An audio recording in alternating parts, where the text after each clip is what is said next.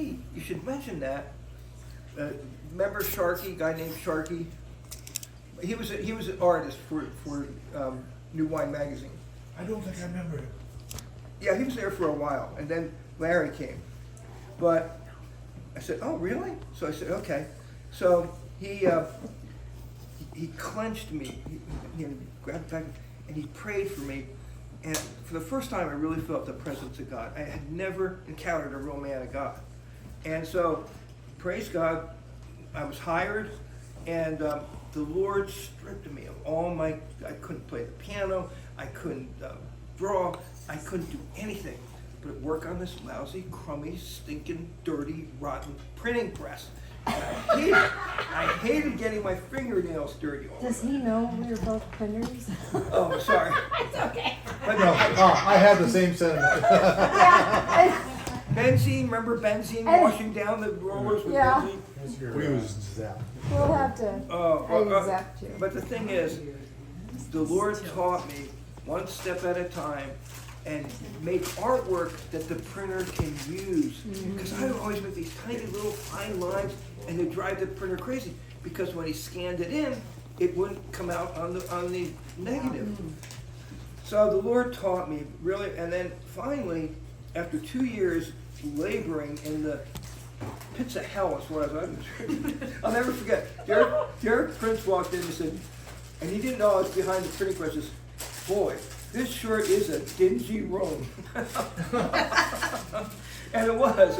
It smelled, and but suddenly something happened, and they said, "Hey, look, we need some artwork done," and they gave me my first drawing, which was on singles.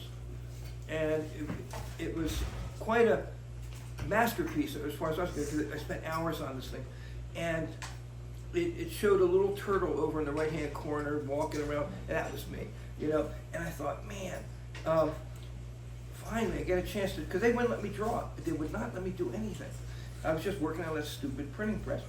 But the Lord showed me, he said, "I took these things away from you to strip you down and take you to the real you."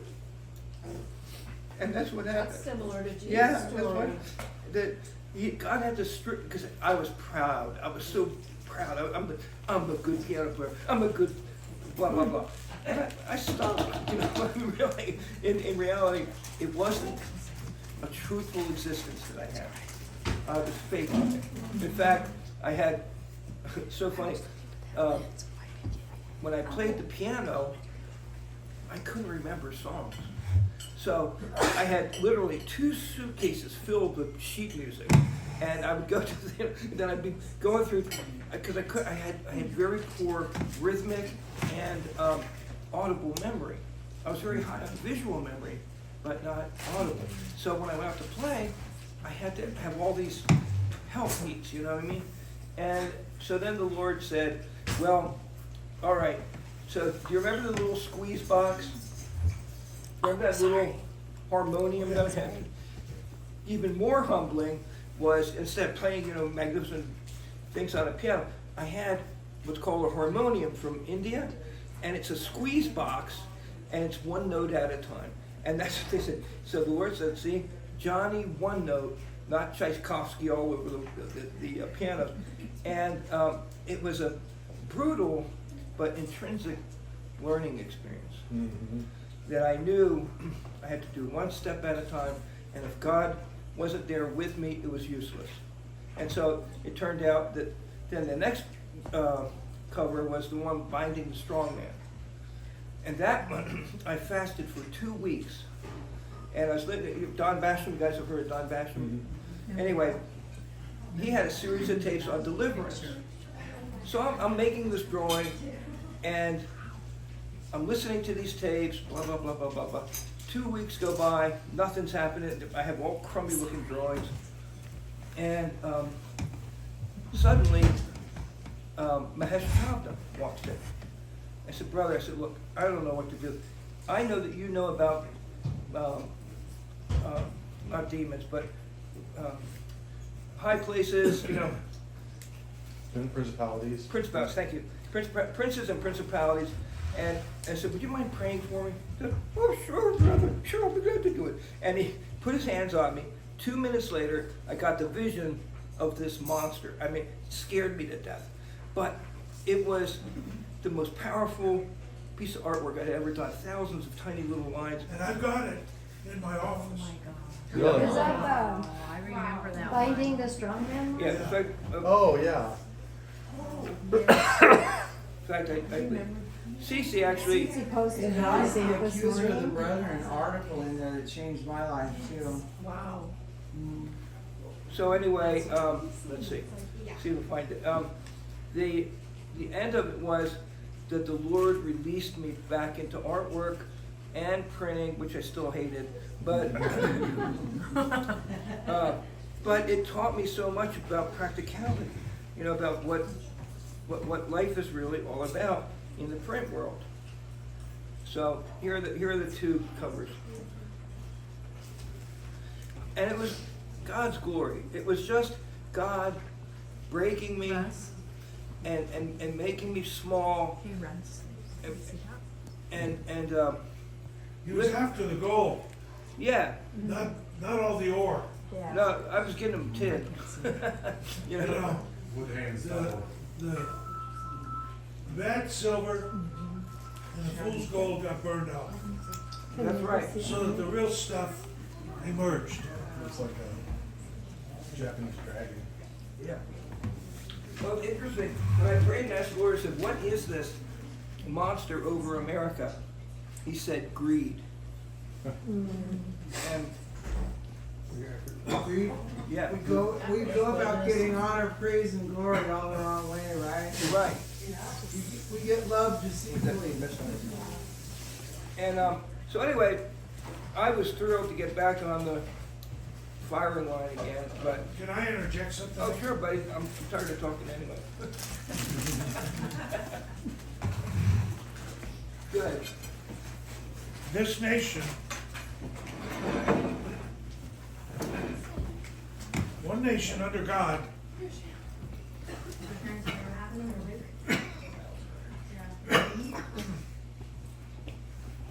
prospered spiritually until this nation was cursed by France. Really? I never heard it. The whore in the harbor, What's that? the Statue of Liberty. Oh wow. Independence. I've preached on it. Yeah. Yeah. I call her the whore in the harbor. The land of independence. And France has always been Anatomy of America. pseudo Christian. They proclaimed Christianity and slaughtered millions. You know, the guillotine. If you look at the history of France, the upper class slaughtered the lower class. And the Great Inquisition, which Spain had, Right. France also had. And the woman, and if you look at the number of, on her crown, the number on her crown is not godly, it's demonic. What number is it? I think it's 6. Well, that was negative. And so this nation, the father of this nation is a woman. See, in Revelation, the woman rides the beast. And if you've ever looked at the European Union's flag, it's a woman on top of a beast. Really? Yes. And France is the bed seat of the world for all lewdness, and it always has been. It comes from there first. So while we've prospered, you know, here's the deal. The first century church was pure.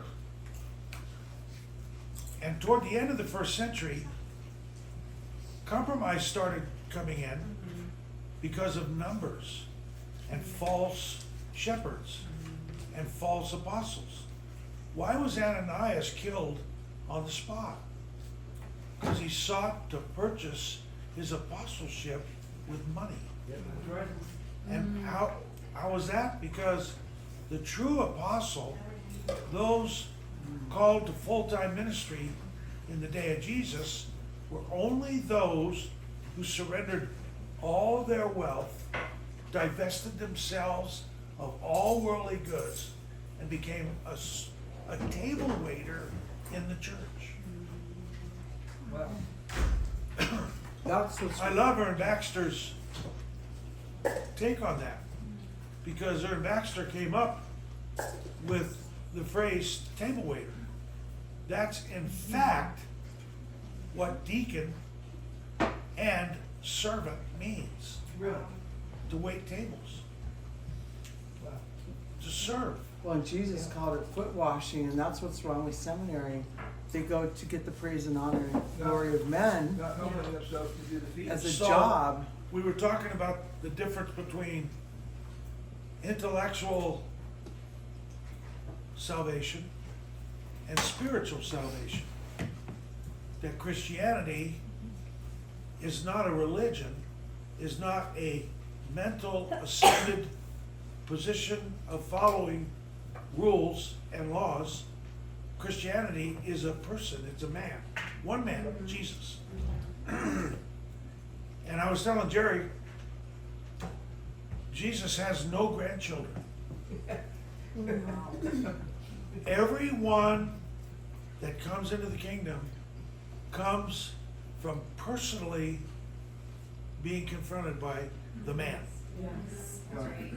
And many of you were in the church by corporation, through the mass, through going to churches, in the service. You became a believer through the corporate prayer. But everything changed when Jesus spoke to you personally. Yes. It elevated you into his church, not the world church. And you know, we have an idea. I won't say we totally know, but we have a real good idea and experience of the two churches. And it's not that Jesus has rejected the contemporary church in the sense of condemning them to hell, but they're still stepchildren. That's what I was gonna say. Stepchild. And you know what? They're like, here's this. If the unbeliever marries a believer, and the believer is content to dwell with them, let them dwell together, else your children would be unclean. So what does it say? God covers the unbeliever because of the believer Yes. and the relationship.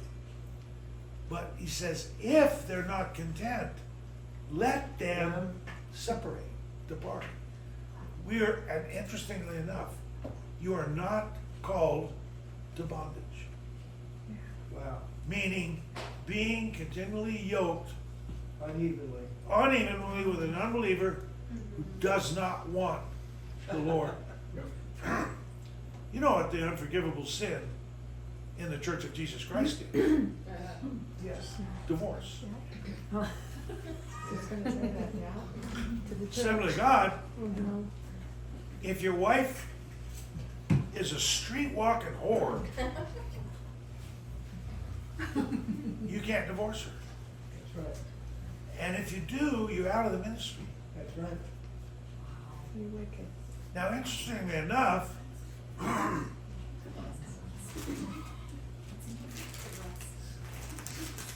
we all know who was not a streetwalker, but she was a whore. Yeah. And in many areas, you know, a whore doesn't only mean sexual. A whore is anybody that does anything for personal gain. Yeah, tricks. you know, my favorite actor that, he's not my favorite actor as far as acting, but as far as being truthful, is, who? John Wayne? Gene Hackman? Okay, sorry. Huh? John Boyd? Gene Hackman? No, No, the, It's the bald guy from Overreach. Robert Duvall? Yeah. No. no, John Boyd? John Boyd? no, Heat of the Night, Rod Steiger. Rod No, Steiger. Oh, wow. Yeah, he was a character, wasn't he? Well, the thing about Rod Steiger is, I saw Eminem's time. a black market video done on him. And the reason it was black market is the movie community wouldn't publish it. They interview him as an old man. He says, all of us actors are whores. Yeah, he was based on The this. interviewer says, what?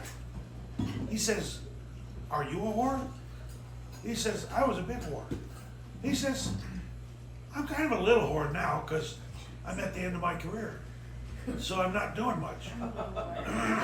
what, wasn't it Marlon Brando? No, it was Rod Steiger. I have something to say too, Mike County. Because when I know, it's okay, I can wait. Make it quick, go ahead. So my uncle, also wealthy, first priest in Aspen, totally went south. He was wealthy, educated. He was one of those people that made you feel small Right, because he only used big words. right. And I'm groping with this too. What happened to these men? Because he spent the last 10 years of his life in prison as a child molester. Oh, no. And, you know, he was a homosexual that the state of Colorado was giving children to. And Gene said something interesting. He said the blueprint of man's education, Jesus didn't ship people off to seminary. So there's no conversion in seminary. My father did not learn how to love his wife and children. My uncle did not know how to love people either. So, yeah, that's what I realized, that there's a completely different blueprint. And what did you say? Everything is So- done for your own honor and praise? So where does ministry come from? Where does anointed ministry come from? Don't say Jesus, of course it does. It comes from within the body. Oh, really? It comes from within the church that it grows under. Oh, like somebody says, well, I really feel like I want to talk or preach or something, and then the gift rises up in them, is that what you're saying? Well, no, the gift could come to a stranger. But where does the true ministry of the church come from? It comes from the church. Real discipleship, not educated. Put it like this, discipleship. scratch church. It comes from the local body in which it's been raised by. Yes, yes. That's where true ministry comes from. Because if you're not raised in family, you cannot produce family. That's right. The Jews are really specific about that. You can't become a rabbi unless you're married and have children. So you know what? So, and be in the synagogue. Yeah. You have to be in the synagogue. Yeah, you can't be a free wheeler. And isn't it true, like you receive from the Lord based on where we're at? Because he receives us and listens to what we have to say. Same principle, right? Well, but see, if I wasn't raised up in Fort Lauderdale, which had the pattern of the church, it was missing the practice, That's right. but the pattern existed. In our minds, we knew it, So much so but nobody was doing it. that pattern lived in me, and it began to evolve from me. And every single person, you all included, not one of you here are here without hearing a personal word from me. Who am I? I'm the representative of Jesus, but you heard from Jesus and you heard from me. And if I wasn't personal, that's it. and she wasn't, you wouldn't be here. So I want to say something about that, because I've met Bob Mumford. I've watched a lot of Bob Right. Mumford's stuff. And I met Derek Prince and all of his family. And what I noticed is, Gina and I were in a restaurant with Derek Prince alone in Karlsruhe.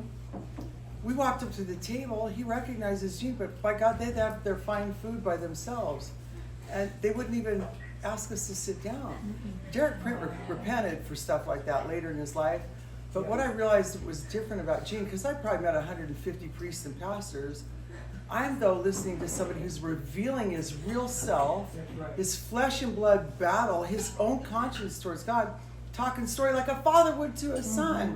Look, I blew it here. When you lie and cheat and steal, and when you lie and cheat and steal, I get that. Let me tell you some stories. Don't do that. I mean, I was like raised with non-personal people. The great thing about it is, I didn't make sure that I dumped my garbage on every meeting. That's right, you did, you never did. All I did was, as I'm being fed by the Spirit to expose a principle, I have living testimony that explains it. Just like what you were just talking about, evading the draft. And you can take people through what you did. And we can see the glory of God in it. You really can. I never did.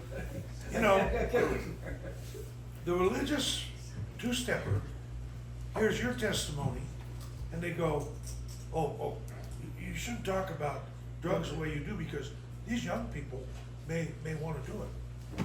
That's You know- exactly what's happened. That's why very seldom ever. But see, that's the religious two-stepper. Yeah. It's like, I get real carnal, but, you know, Paul didn't use the word dung. I don't know if you know that. Dung's not in the original. Shit is. And so I get into it and I say, you know, the church two-stepper wouldn't say shit if he had a mouthful. If he's standing in it waist deep, he wouldn't say it. No, oh, well, it's kind of, I'm in some mud. You know, you call it something, you euphemize it. Euphemize it.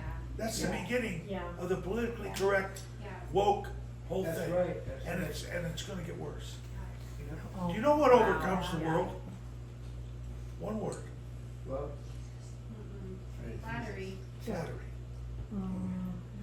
what- The Antichrist will deceive the world Oh, that's. through flattery. Absolutely. What's flattery? It's the end of politically correct, euphemization of words, woke, taking the sting out of everything. Oh, he didn't die. He wasn't murdered. He's deceased. He's no longer with us. Yeah. You know, It's the absence right? of judgment. His arm's over there. His body's over there. His brain's over there. We don't want to hear that. He just passed away. But see if he passed away in several pieces. We can't hear that because, you know, Oh, sorry. sorry, you need to get, No, I was doing it if I could. anyway, so